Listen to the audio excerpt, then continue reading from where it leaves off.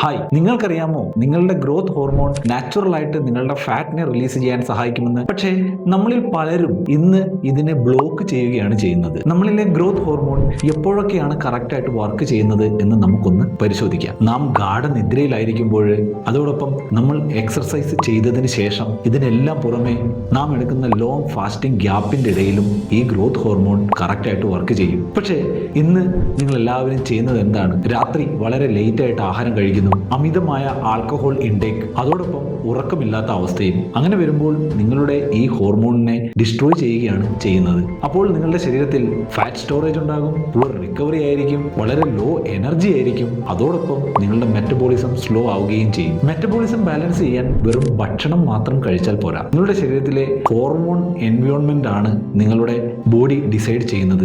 Fat storage ചെയ്യണോ അതോ fat burn ചെയ്യണോ എന്ന് തീരുമാനിക്കുന്നത് ഹോർമോണുകളാണ്. അപ്പോൾ ഇന്ന് തന്നെ ആഹാരത്തോടൊപ്പം നമ്മളുടെ ലൈഫ് സ്റ്റൈലിനെ കൂടി ഒന്ന് ചേഞ്ച് ചെയ്തുകൊണ്ട് ഈ ഹോർമോണൽ ബാലൻസിലേക്ക് എത്താൻ വേണ്ടി നമുക്ക് ശ്രമിക്കാം. ഇതിന് നിങ്ങൾക്ക് സപ്പോർട്ട് ആവശ്യമുണ്ടെങ്കിൽ ഞാനുമായി കോൺടാക്ട് ചെയ്യാൻ മടിക്കണ്ട. അതോടൊപ്പം ഈ ചാനൽ ഫോളോ ചെയ്യാൻ മറക്കരുത്. താങ്ക്